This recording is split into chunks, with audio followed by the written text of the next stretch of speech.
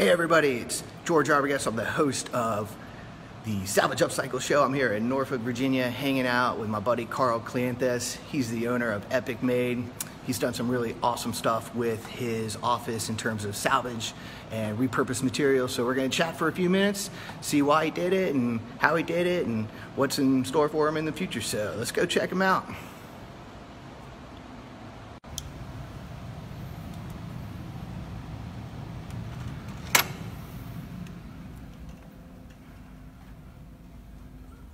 Carl, what's up, buddy?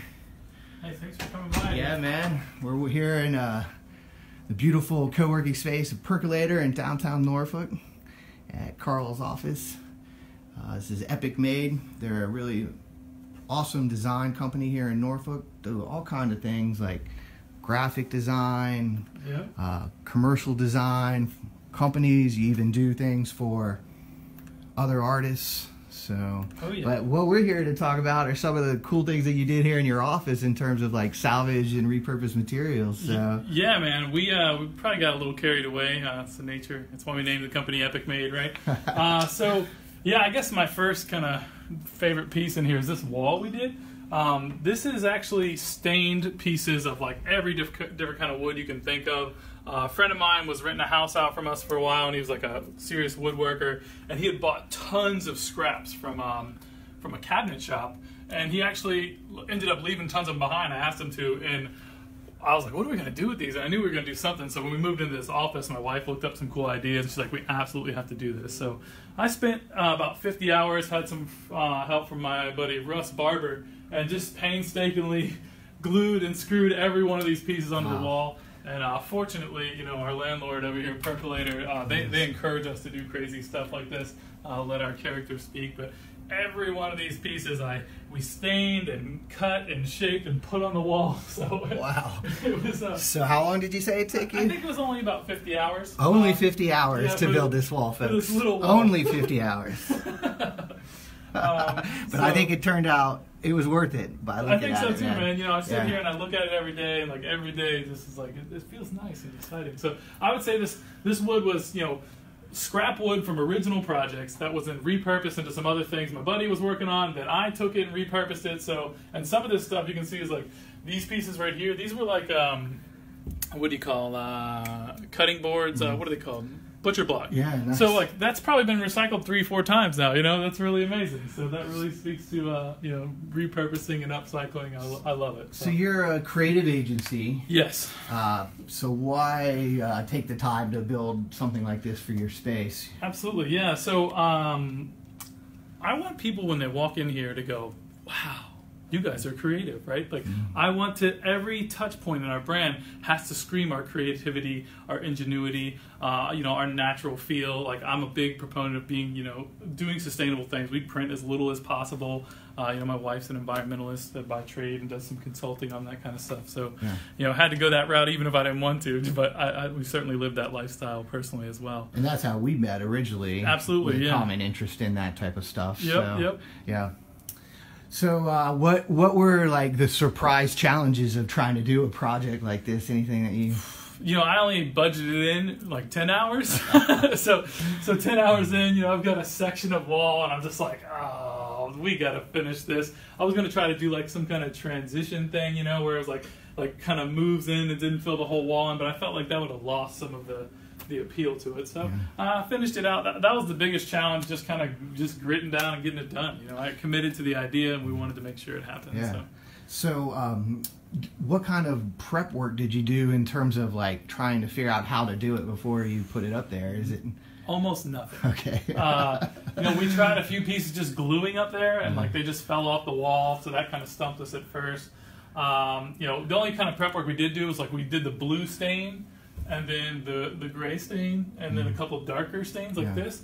But other than that, I just brought in truckloads of stuff and just kind of turned this into a little workshop for a week or two. I don't know if people are catching it, but like there's a texture to it, you know. Some pieces come out. You see, some are flat. It's just amazing. It's really fun.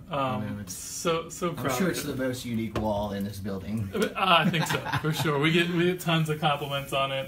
You know, again, shout out to Percolator for just being totally cool. Like I was like, hey, do you guys care if I do this to my wall. They're like, do whatever you want, like make it yours. It's like, hell yeah. So you got some other cool stuff that you've built here for the office as well? So we really were kind of very meticulous about what we were putting together here. While I needed a new desk, and I didn't want to just bring in a desk, so I kind of... This is where all the magic happens. This is Carl's desk here. Right. So my neighbor directly across the street from my house, literally like ripping out their deck, and it had this cool blue stain on it. We have lots of blues and greens in our office. So I just walked over there. I was like, hey, what are you guys doing with this deck? And they're like, well, we're getting a new deck. This is trash. I was like, can I have this? And the lady, they looked at me like I was like a little weird, and I am a little weird, so that's great. But so we took this desk, and me and my neighbor Carl, and my buddy Russ, actually, we kind of collaborative between the three of us. I would say my neighbor Carl, put the gross majority of the work in it. But man, this is like, I'm so proud of this. This is just literally an old deck that was getting thrown out. We added in a bunch of cool like metal trim down the side, and down here some like cross lattice. This is all scrap. Like every piece of this was trash. Like literally leftover screws from another project, metal from I think this is a piece of a bed frame or something that we just cut down, and some nice creative reuse there. Everything was really just totally creative, totally put together. And it's just, it feels you see nice. Piles of wood like this, people just toss it. Yeah, it's trash. You see decks coming out, fences coming out all the time. Yep. And you just know that most of it's headed to the landfill. Absolutely. They probably, I think they got one of those like MDO decks, so they don't have to do this for another 25 years. But look at what you were able to create out of that wood. Yeah, I mean, honestly, I think this looks like something out of Restoration Hardware that I would easily pay $2,000 for. It's gorgeous. And I put it at a nice weird height so I can do a little stand-up work if I want, or I can sit down at it. Whatever I feel like. So yeah.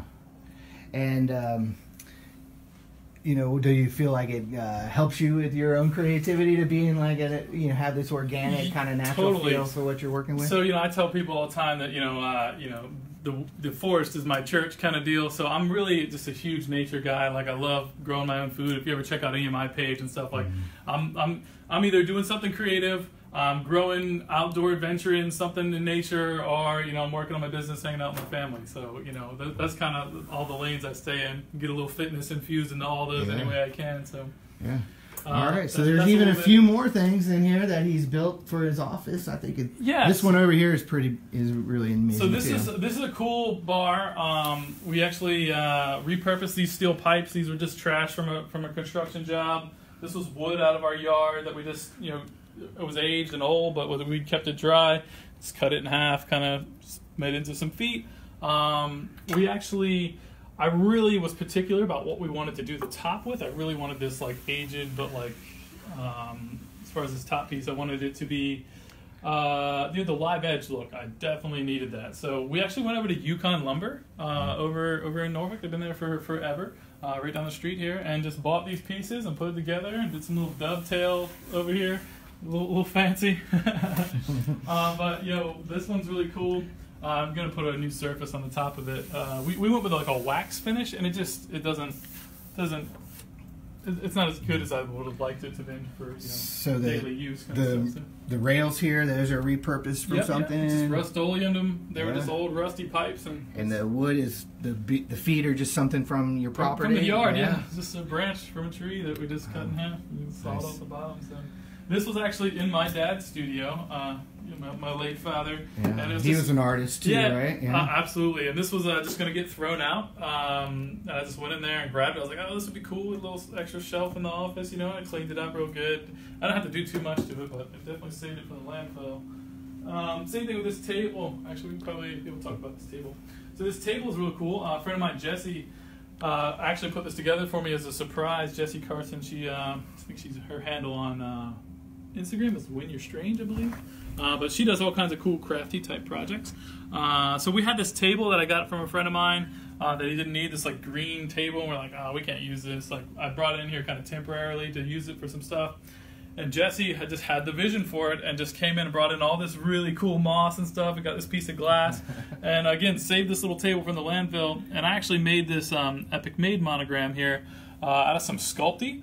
And then painted it with like gold leafing and stuff, and it's a really fun little project. Nice. So now we have a branded table to sit around and have our meetings at. So you've taken all these materials that other people might have just thought was trash or not going to be used, and you've turned them into like works of art, really, in a lot of ways. Thanks, brother. Yeah, man, it's cool. That's what we do, man. Like, that's what I would expect at the Epic Made office. Yeah, right. So creativity is spawned. If I came into some sterile environment, I think I'd be disappointed, you know. Totally, man. And that's the idea, right? Like, I wanted people to get it. Like, before I even open my mouth, before they start talking to my staff, like, this is what we do. Like, look at this. Like, this is really cool. Everyone loves it. And, you know, I could probably spend another 50, 60 hours in here making it even cooler. So, you know, we made this little coffee table here, whatever you want to call that little end table. That's literally just wood from the yard. My buddy Carl actually gave that to me for my birthday 2 years ago or something. And I just kind of finished it up and stuff. So it's just a nice little organic looking piece. And then so after we built this bar, I went on Craigslist. Another neighbor who I don't know but just lived near me was making these little bar stools out of this repurposed like pipes and like what are they like vault kind of big wheels? So there was perfectly matched to the decor. So I actually traded him some gun range passes to Bob's Guns for 2 of these. So it was perfect. Nice. And then here's the first thing we did. This one's really cool. This is my wife's entirely. I think I helped out for a couple hours, but this is like a skim refinishing concrete. And this was like when I knew the landlords were cool, right? I was like, can we cover this wall in concrete? And they're like, literally, Carl, do whatever you want. Stop asking us questions. You know? I was like, all right. So it's nice to have landlords like that. Well, they want creativity in here. They want this to be a place where people can grow and thrive their businesses. And this is the percolator space. Yeah, the percolator. One of them down in downtown Norfolk. Yeah, they're doing great things here. I love it. So, you know, this is concrete. We got some different stains in here to kind of give it some tonality. We actually have some gold leafing back here we had left over from another project. Metal Concepts we got down in downtown Norfolk over by ODU. We got them to cut out our monogram. Then I mounted it off the wall here. My wife actually put a bunch of LED lights behind it, which looks really cool at night because it just kind of sings and it's a soft glow off of this gold leafing, and it's really beautiful. Nice. Again, I come in this place every day and it's like my little creative zen, you know. It's really beautiful. So. All right, man. Yeah. Well, anything else that you want to show off? We can show off this. Okay. We got the little chalkboard things over here that we do.